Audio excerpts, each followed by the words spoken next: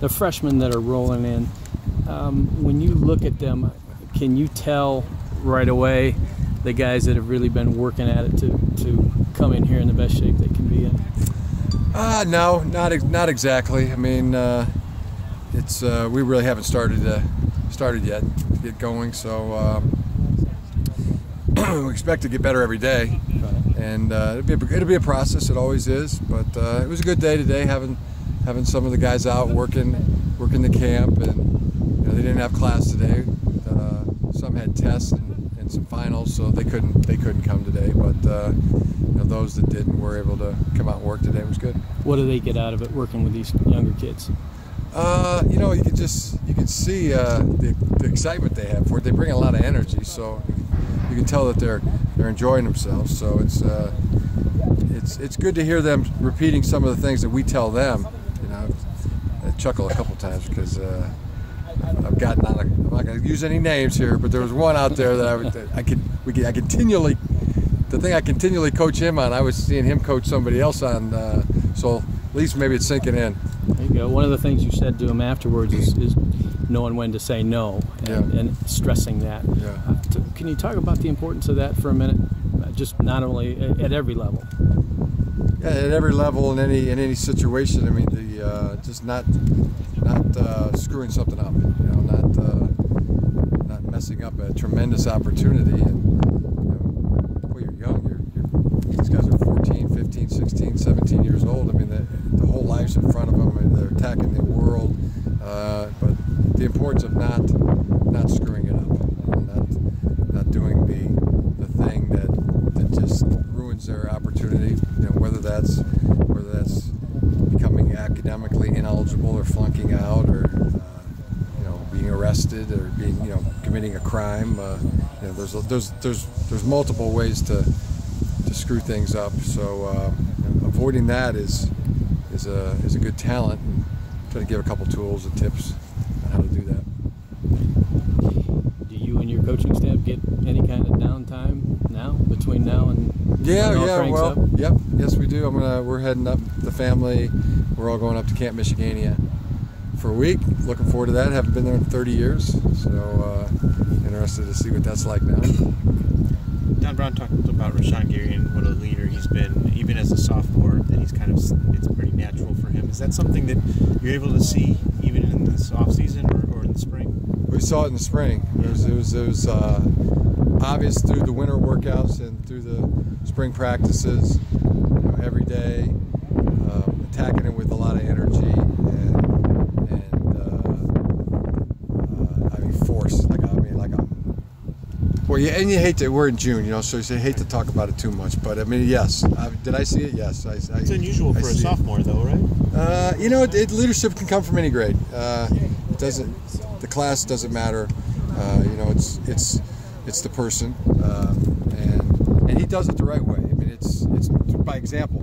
So I mean, it can't be denied when something's by example, and it can't be hidden by what class you're in. He does it by doing it by great example. You have a lot of your younger, some of your early enrollees, some of the guys that are just reporting here, working this camp. Yeah. Working kind of as in some of that guest coaching variety. Are you able to glean anything from that? Are you able to see them kind of teach some of the younger kids? Oh, I mean, it's just a pleasure. It's a pleasure to finally have them here on campus and see them walk in the halls, and the process begins of really being together on a daily, weekly, monthly, yearly basis, and to also start the process of this being their home. I've always felt that it takes 21 days to really be acclimated to a new home, so many cases it started today. So you take 21 days, 3 weeks out, circle that day on the calendar, and that's when they should feel like this is their new home, and it's nice to have that process started. Jim, with some of the early enrollees who came in January, what was it like to see them, adjust and adapt to college life? Everything about it, workouts, to school, to socially. It was a real pleasure.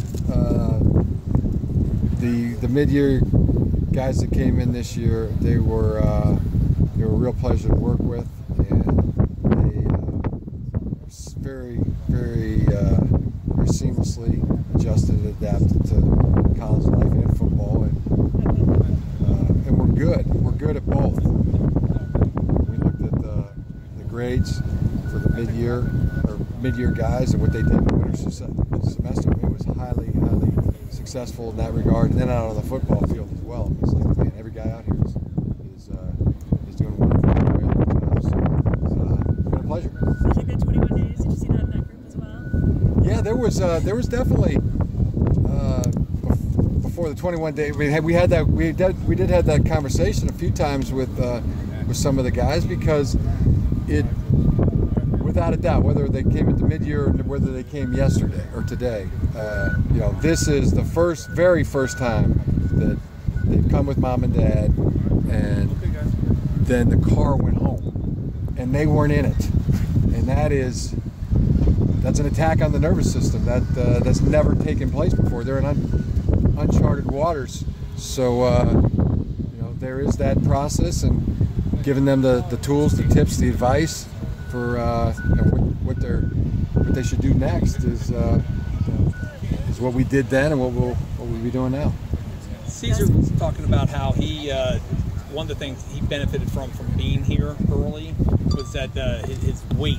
He said he came in and he weighed in originally around 345 or something. He's down to about 317, and he just feels so much better. Is that one of the absolute benefits of being here early, that they can get started on that? Yes, because it's a long process. I mean, the crash diets have proven not to be real effective. So to be able to space that out where it's a pound a week, it seems to be scientifically the best way to get in the best shape and reduce the body fat, etc. So it's been good for him. Again, you're talking about freshmen, and you hate to say too many great things about him, because there's still a lot of long road to hoe, as they say. He's one of the ones we're most pleased with. Yes. Are there any roster changes? Sorry.